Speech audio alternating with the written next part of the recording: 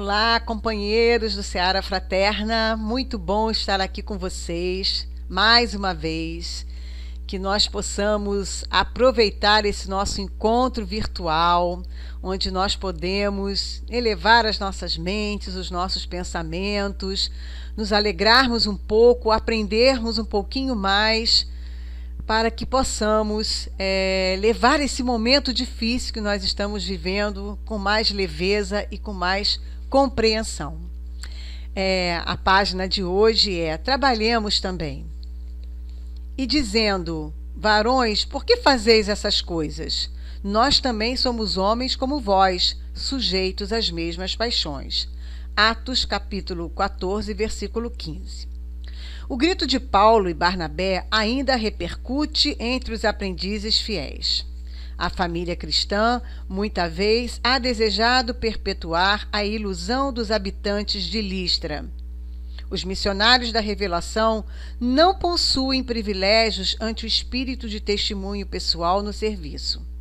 As realizações que poderíamos apontar, por graça ou prerrogativa especial, nada mais exprimem senão o profundo esforço deles mesmos no sentido de aprender e aplicar com Jesus. O Cristo não fundou com a sua doutrina um sistema de deuses e devotos separados entre si. Criou vigoroso organismo de transformação espiritual para o bem supremo, destinado a todos os corações sedentos de luz, amor e verdade. No Evangelho, vemos Madalena arrastando dolorosos enganos, Paulo perseguindo ideais salvadores, Pedro negando o divino amigo, Marcos em luta com as próprias hesitações.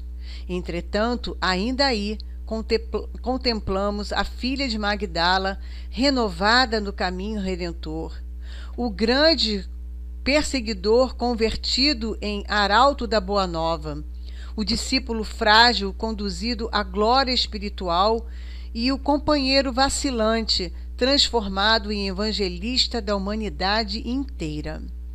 O cristianismo é fonte bendita de restauração da alma para Deus. O mal de muitos aprendizes procede da idolatria a que se entregam, em derredor dos valorosos expoentes da fé viva que aceitam no sacrifício a verdadeira fórmula de elevação. Imaginam-nos em tronos de fantasia e rojam-se-lhes aos pés, sentindo-se confundidos, inaptos e miseráveis, esquecendo que o Pai concede a todos os filhos as energias necessárias à vitória. Naturalmente, todos devemos amor e respeito aos grandes vultos do caminho cristão. Todavia, por isto mesmo, não podemos olvidar que Paulo e Pedro, como tantos outros, saíram das fraquezas humanas para os dons celestiais e que o planeta terreno é uma escola de iluminação, poder e triunfo, sempre que buscamos entender-lhe a grandiosa missão.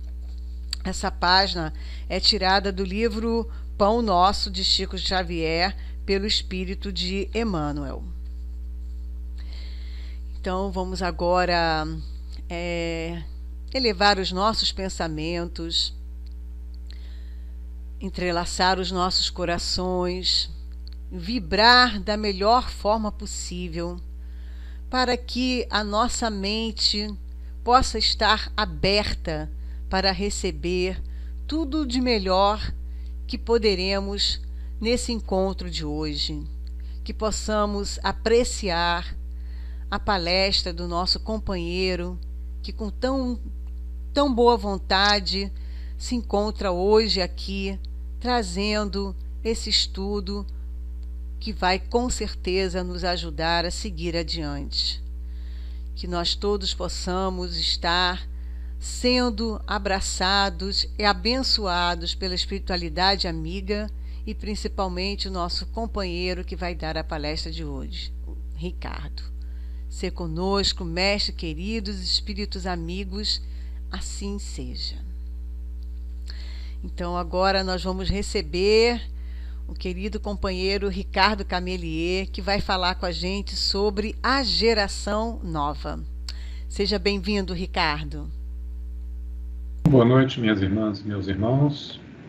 Que possam estar todos na paz de Jesus. É uma satisfação muito grande estar aqui outra vez, desenvolvendo um tema de estudo. O tema dessa noite, a geração nova,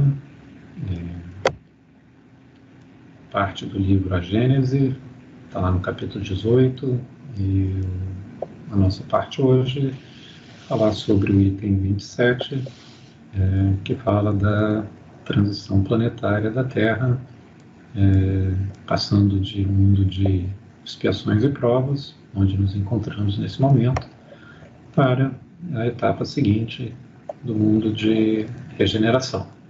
Então, trouxe aqui algumas reflexões nessa direção, para compartilhar aqui com todos. Eu tenho aqui algumas anotações que eu vou compartilhar com vocês. Elas servem muito mais para orientar aqui as minhas reflexões, mas aqui vai. Então, deixa eu botar aqui uma apresentação. Aqui está ela, muito bem. Então, o tema fala sobre a transição para um mundo de regeneração. Então, nessa direção em que estamos caminhando nesse momento. Primeiro ponto é caracterizarmos um mundo de regeneração de uma forma simples e que nos permita entender o quanto que nos cabe ainda caminhar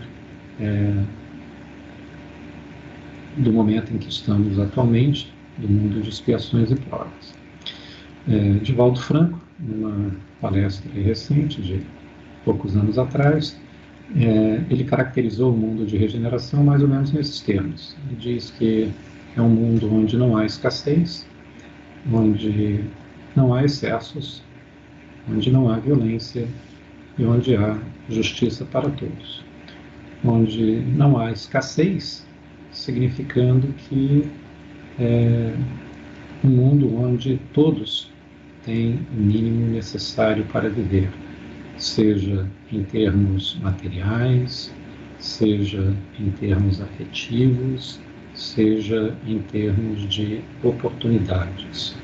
Então, ninguém passa fome porque não quer, ninguém nasce e cresce num núcleo familiar que não possa suprir o mínimo das necessidades afetivas, emocionais de cada um, e um mundo onde cada um tem as oportunidades necessárias para poder desenvolver plenamente as suas potencialidades. Também é um mundo onde não há excessos, excessos no sentido de que eles causem algum tipo de prejuízo para o próximo, para alguma coletividade ou para o meio ambiente. Não significa que não se possa, por exemplo, acumular bens materiais além do necessário, significa bem simplesmente que o acúmulo desses bens não pode se dar em detrimento de um prejuízo, de uma escassez para o próximo, para uma coletividade ou mesmo para o meio ambiente.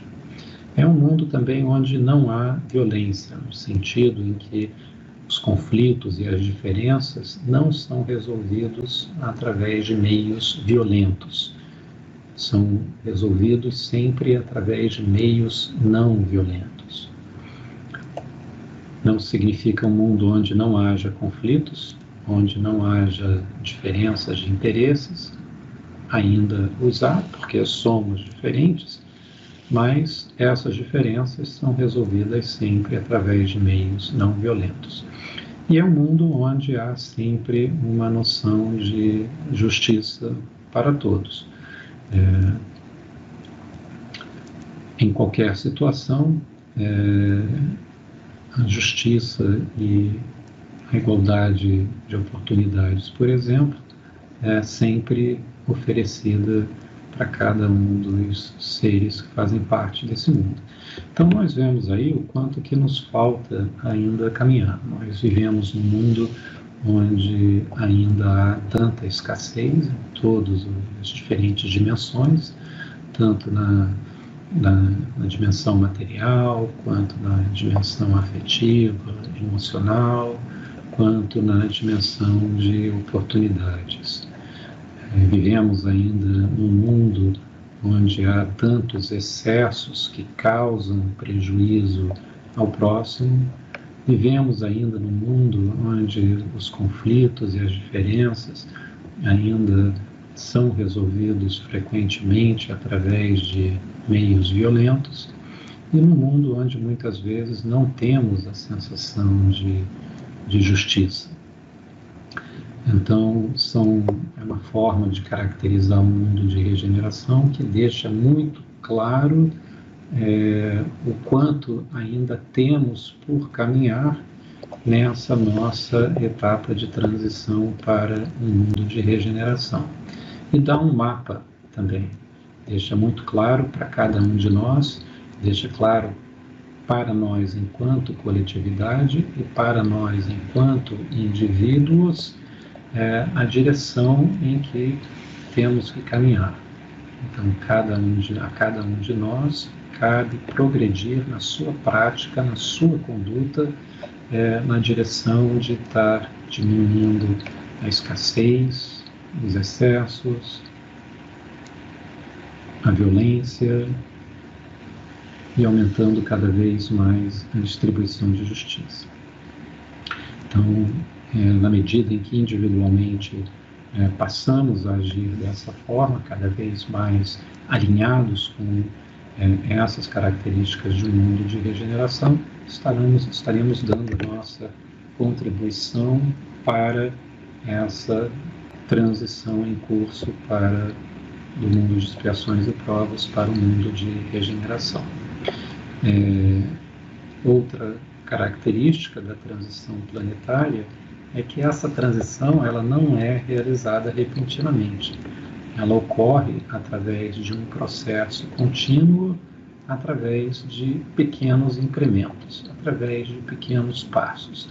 Então, é aos poucos que nós vamos conquistando essas características em que vamos eliminando a escassez, os excessos prejudiciais, em que vamos aprendendo a resolver as diferenças e os conflitos através de meios não violentos e onde vamos desenvolvendo uma estrutura em que reconhecemos que somos capazes de ser justos em todas as situações. E cabe a cada um de nós, espíritos encarnados, a construção dessa nova ordem do mundo de regeneração. Então, somos nós, espíritos encarnados, nós que estamos encarnados nesse momento, que temos que começar a pensar e trabalhar na direção de construir bases cada vez mais sólidas desse mundo de regeneração. Deixaremos para as próximas gerações aquilo que tivermos conseguido encaminhar nessa direção, para que eles, a partir do ponto em que chegamos, possam também dar a sua contribuição para cada vez mais estabelecer aqui na Terra essas características do mundo de regeneração. E lembrando que os flagelos que a humanidade enfrenta, sejam flagelos de saúde, sejam as guerras, sejam os flagelos naturais, todos eles têm essa finalidade de serem catalisadores para mudanças que são necessárias. Então, um efeito coletivo importante da pandemia que enfrentamos nesse momento é de que ela vem para se tornar um catalisador de mudanças que são necessárias. Então, através dessa pandemia, temos que desenvolver valores mais condizentes com um mundo de regeneração. Temos que desenvolver os valores da compaixão, da empatia, da solidariedade, da generosidade, da justiça. Então, tudo isso é exigido de nós em maior grau para que consigamos superar os desafios desse momento que estamos vivendo. Só através da ampla cooperação humana é que vamos conseguir superar os desafios de mais esse flagelo que é a pandemia atual. E nesse sentido, a fé e a esperança têm um papel importantíssimo, porque a fé, enquanto esse estado interior de plena confiança na estrutura de amor e justiça que rege a nossa existência, na medida em que a gente tem essa plena confiança, nós atingimos um estado interior de maior equilíbrio, de paz e harmonia interior, para que a gente consiga lidar com os desafios colocados. E também a esperança no sentido de ter essa plena confiança de que a vida, por pior e mais cinzenta que esteja, pode sempre melhorar para aquele que perseverar fazendo a sua parte. Então, na medida em que temos bem desenvolvido esse sentido de fé, esse sentido de esperança, que, aliás, são complementares, na verdade, já sabemos que fé e esperança são diferentes faces de uma mesma moeda, porque não conseguimos desenvolver essa plena confiança em Deus, na estrutura de amor e justiça que rege as nossas existências, sem que a gente tenha a plena confiança de que, por pior e mais cinzenta que esteja a situação, ela pode sempre melhorar, desde que façamos a nossa parte. E, reciprocamente, se você tem bem desenvolvida essa plena confiança de que a vida, por pior e mais cinzenta que esteja, pode sempre melhorar, desde que se faça a sua parte, então isso denota uma fé bem desenvolvida, uma plena confiança na estrutura de amor e justiça que rege a nossa existência. Então, nesse momento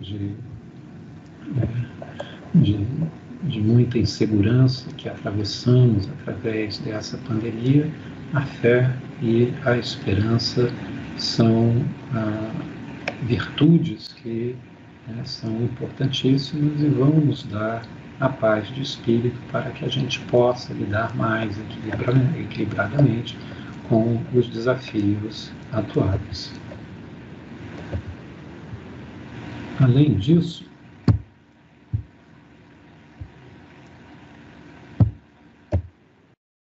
acertando aqui a apresentação, lembramos também, através dessa caracterização agora do médium Vanderlei de Oliveira, onde ele coloca que o espírito evolui, uma forma de olhar para a evolução espiritual através dessas três grandes áreas. Então, o espírito evolui em conhecimento, autoconhecimento e amor incondicional. Isso serve também para que a gente consiga entender onde precisamos trabalhar mais para atingir os objetivos do mundo de regeneração. Todos temos conhecimento de que nesses últimos 200 anos o nosso conhecimento, a nossa ciência, a nossa tecnologia, ela avançou enormemente, enquanto que a nossa capacidade de amar incondicionalmente, a nossa capacidade de conduta ética correta, ela não conseguiu acompanhar esse conhecimento, porque se assim tivesse, nós teríamos uma aplicação de todo esse conhecimento desenvolvido em termos de ciência e tecnologia, no sentido de estar sempre preservando e desenvolvendo o bem-estar geral. E amor incondicional aqui, nesse sentido amplo. É difícil a gente conseguir definir exatamente o que é amor incondicional, mas a gente consegue estabelecer aqui uma série de características. Então, algumas características importantes do amor incondicional é, primeiro de tudo, o auto-amor, a nossa capacidade de autoaceitação, sem culpa ou auto-recriminação. Amor incondicional também é a nossa capacidade de doarmos sem exigir reciprocidade. É a nossa capacidade de servir pelo prazer de ser útil, não no sentido utilitarista de que usou não tem mais utilidade, se desfaz, mas no sentido de encontrar qual é o nosso lugar a servir. É servir pelo simples prazer de sentir, de perceber que fazemos parte de algo maior, de uma engrenagem muito maior do que nós mesmos. É a nossa capacidade de acolher e cuidar do próximo, independente da história do outro. É saber identificar um momento de sofrimento e acolher aquela pessoa e cuidar daquela pessoa dentro da nossa capacidade e independente da história que o levou àquele momento. É a nossa capacidade de perdoar o quanto for necessário e a nossa capacidade de ter esse sentido amplo de gratidão por tudo e por todos. Então, todas essas são características importantes do amor incondicional e o amor incondicional nós aprendemos, nós desenvolvemos. Então, é uma capacidade que pode ser ampliada, assim como a nossa capacidade intelectiva de conhecimento pode ser ampliada, a nossa capacidade de autoconhecimento também pode ser ampliada e a nossa capacidade de amor incondicional também pode ser ampliada. Então, nitidamente, observamos nesse momento da humanidade que precisamos muito, cada um de nós individualmente, desenvolver as suas capacidades de autoconhecimento e de amor incondicional para que as nossas condutas sejam condutas eticamente mais adequadas no sentido de estar colaborando com o avanço do bem-estar de todos. E outro princípio fundamental do avanço espiritual é o princípio do avanço colaborativo, que diz que ninguém avança sozinho, no sentido de isolado dos demais, mas avançamos em colaboração com todos que estão em volta. Então, para que possamos avançar, para que possamos dar o nosso próximo passo, nosso avanço espiritual, temos que estar ali preocupados também em estar colaborando e apoiando o avanço dos que estão em volta. Então, estarmos aqui encarnados e contribuindo para a humanidade é fundamental e essa nossa contribuição para que consigamos realizar o nosso próximo passo na nossa evolução espiritual. Significa, em especial, que depende da nossa vivência aqui na Terra, da nossa vida, das nossas realizações, a nossa conquista para viver futuramente num mundo de regeneração. E dentro da proposta do autoconhecimento, uma característica importante desse trabalho de autoconhecimento, que é a tomada de consciência de todo o nosso universo interior, está a questão do sentido existencial, está a tomada de consciência do significado da nossa existência atual. A tomada de consciência de quais são os nossos objetivos e os nossos compromissos existenciais. Atingir o sentido existencial da vida significa que somos capazes de nos dedicar aos deveres e às responsabilidades perante a vida sem qualquer sensação de insatisfação ou aprimoramento. Porque todos nós temos esses objetivos e compromissos existenciais, são os nossos deveres e as nossas responsabilidades básicas perante a vida.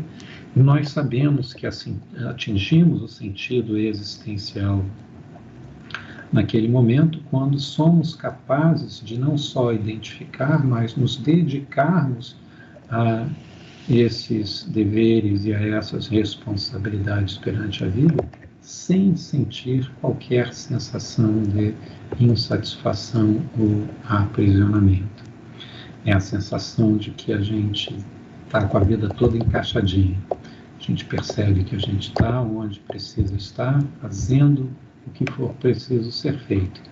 E aí o tempo se torna secundário, porque uma vez que estamos onde precisamos estar, fazendo o que precisa ser feito, o tempo é secundário no sentido de que aquilo agora pode durar o tempo que for necessário, que a vida vai estar sempre nos encontrando na posição certa, onde precisamos estar. Quando isso realmente se encaixa, quando temos essa clara percepção, nós somos capazes de nos dedicarmos a esses deveres e a esses compromissos, que muitas vezes são de longa duração, décadas às vezes, sem qualquer sensação de insatisfação ou de aprisionamento. E esse conceito dos objetivos existenciais, eles são importantíssimos, porque é eles que vão nos dar o sentido existencial da nossa vida em oposição ao vazio existencial.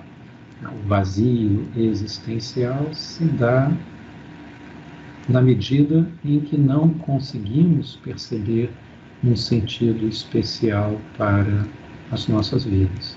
Na medida em que conseguimos, de fato, identificar quais são os objetivos, quais são os compromissos da nossa existência e nos dedicamos a esses compromissos, percebemos que podemos nos dedicar a esses compromissos de longa duração, que tem muitas vezes décadas de duração, sem nos sentirmos aprisionados, sem nos sentirmos insatisfeitos, então isso dá uma sensação profunda de realização.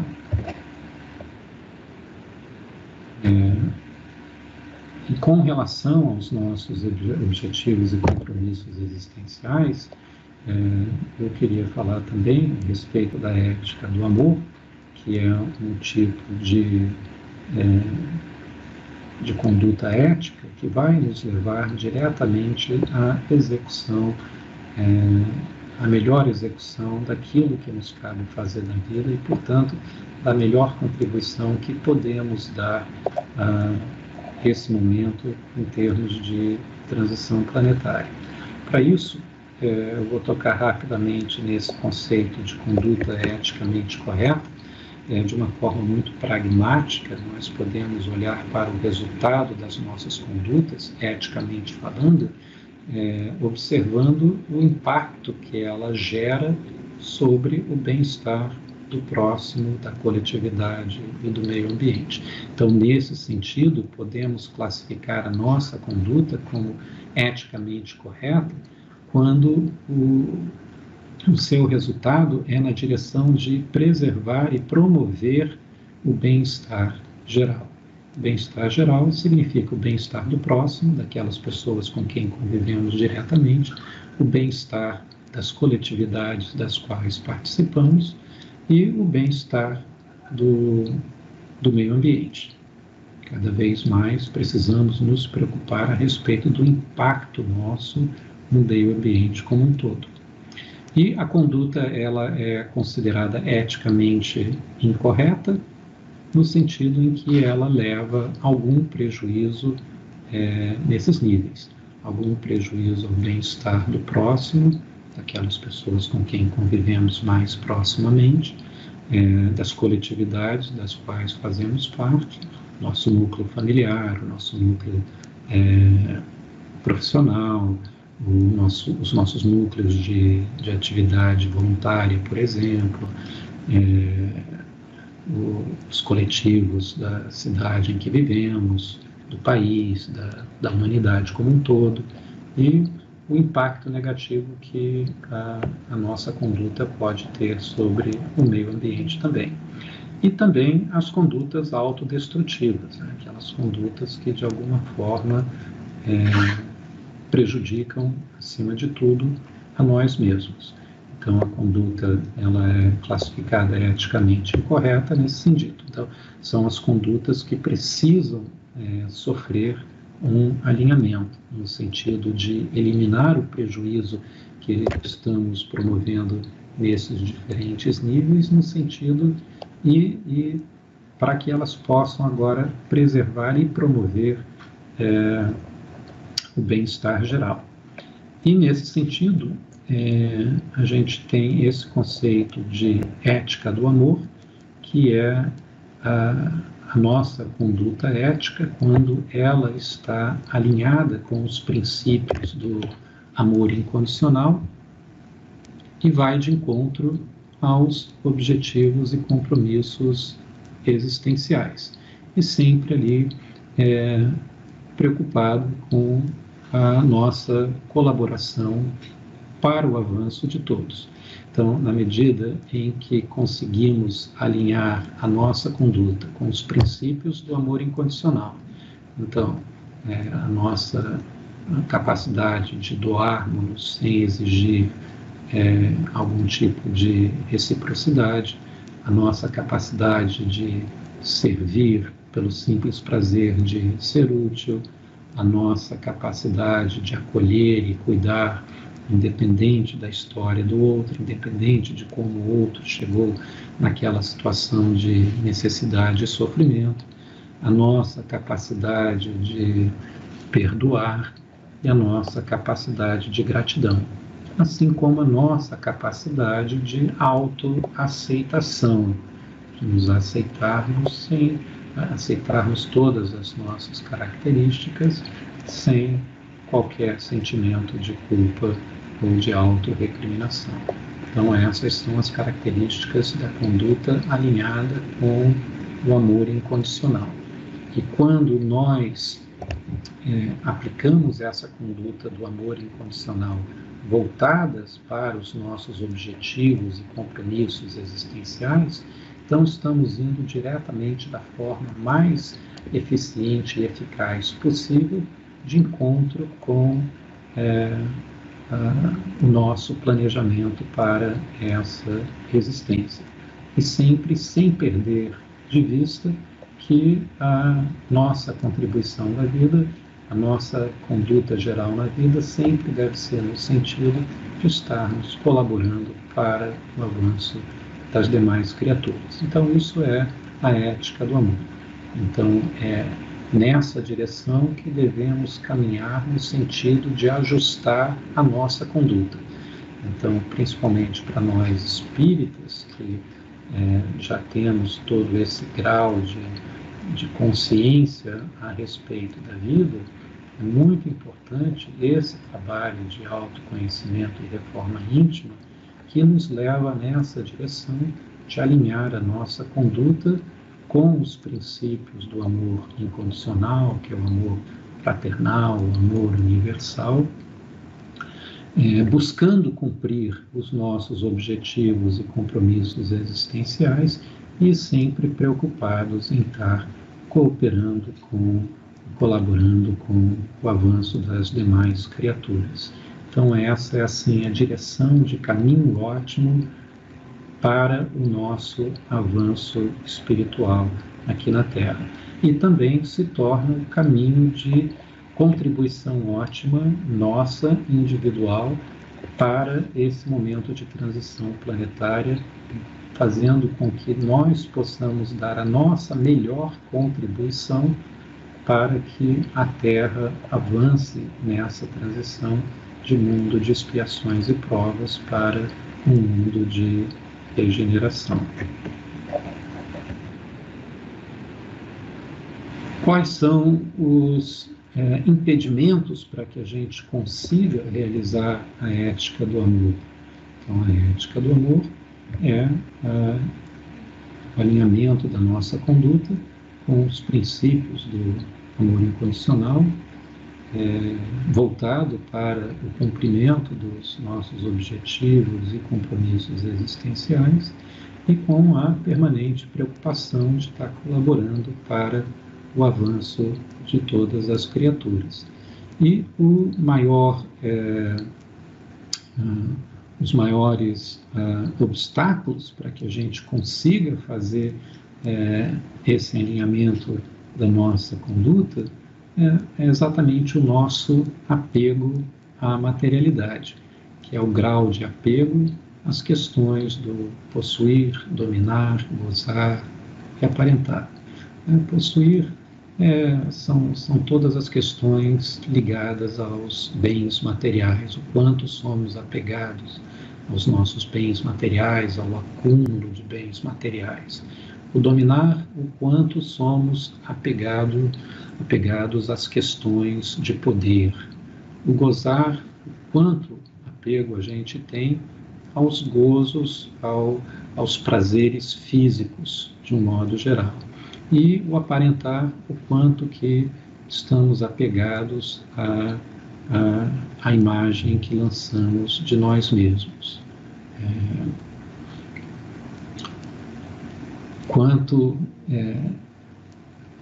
queremos aparentar uma imagem que não condiz com aquilo que somos realmente. E desenvolver o desapego da materialidade significa a gente trabalhar o desapego em todos esses níveis diferentes.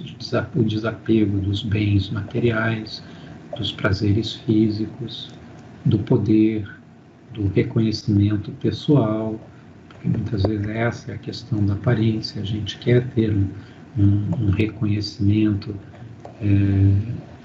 quer que lançar uma imagem que não condiz ainda com aquilo que a gente já conquistou até aquele momento, o desapego das pessoas com quem convivemos, o desapego do nosso corpo físico, que um dia há de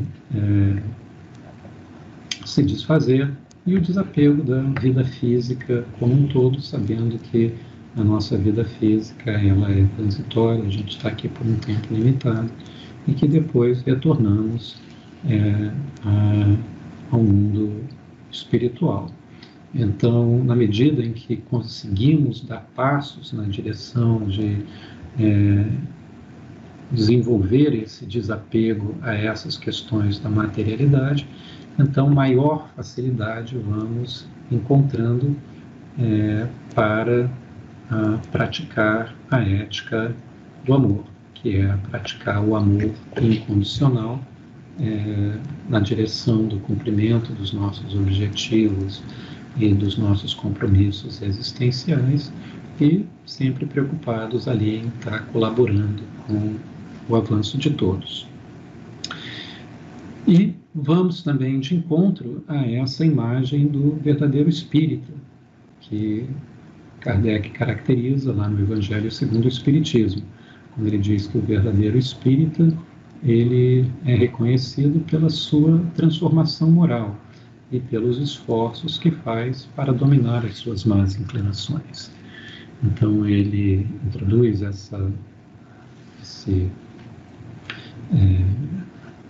noção do verdadeiro espírita e diz que esse verdadeiro espírita, veja bem, ele não é reconhecido pelo conhecimento que ele tem, nem pela posição que ele ocupa, nem pelos bens que ele tem. Na verdade, esse verdadeiro espírita é reconhecido pela sua transformação moral. O que é transformação moral? Transformação moral é exatamente essa mudança que realizamos no padrão da nossa conduta ética. Então, na medida em que vamos conseguindo realizar essa transformação, essa mudança no padrão da nossa conduta ética, fazendo com que ela cada vez mais esteja ocorrendo no sentido de preservar e promover o bem-estar geral do próximo, da coletividade e do meio ambiente, então vamos conseguindo realizar a nossa transformação moral, a nossa transformação ética. E também reconhece-se esse verdadeiro espírita pelos esforços que faz para dominar as suas más inclinações. Quais são, primeiro, as más inclinações? As más inclinações são exatamente os nossos desejos de realização com relação ao nosso apego à materialidade. Então, as más inclinações são os nossos desejos de realizar essas situações de possuir, de dominar, de gozar, de aparentar. Então, na medida em que a gente consegue dominar essas más inclinações, então nós vamos vencendo essas inclinações, e dominar essas más inclinações significa a nossa capacidade de deliberar contra esses nossos desejos, não deixando que eles se transformem em condutas destrutivas, em condutas que levem um prejuízo para o próximo. E veja bem que ele é reconhecido pelo esforço que ele faz para dominar essas más inclinações. Então, se ele ainda está se esforçando por dominar essas más inclinações, significa que essa figura do verdadeiro espírita ainda é um ser em construção. Ele não é um ser pronto. O verdadeiro espírita é um ser em construção. Se ele ainda está se esforçando para dominar as más inclinações, é porque as más inclinações ainda estão lá pressionando para serem realizadas através de condutas destrutivas. Significa que às vezes ele vence uma batalha de conseguir deliberar contra um desejo negativo, às vezes ele perde uma batalha, mas ele é caracterizado por estar consciente dessa batalha, estar se esforçando o tempo todo para dominar essas más inclinações. Mas importantíssimo é caracterizar de que o verdadeiro espírita, ele é um ser em construção. E é o que somos, um ser em construção, no sentido que estamos nessa luta, cada um de nós, para dominar as suas más inclinações, para dominar o seu apego à materialidade e ajustar a sua conduta cada vez mais à conduta, à ética do amor, no sentido de desenvolvermos cada vez mais a nossa capacidade de amar incondicionalmente, a direção de cumprir os nossos objetivos e compromissos existenciais e, ao mesmo tempo, colaborando para o avanço de todos que estão em volta. Então, esse é o grande desafio para nós espíritas. O grande desafio é nos encaixarmos nessa figura do verdadeiro espírita, em que estamos realizando a nossa transformação moral e que estamos continuamente nos esforçando para dominar as nossas más inclinações. Na medida em que conseguimos realizar isso, cada vez mais alinhando a nossa conduta com a ética do amor, no sentido de ampliar a nossa capacidade de amar incondicionalmente, no sentido de cada vez mais ir de encontro ao cumprimento dos nossos objetivos e dos nossos compromissos existenciais, e sempre preocupados em contribuir para o avanço de todos, estaremos dando a nossa melhor contribuição para a nossa transição planetária, fazendo a nossa parte para que o planeta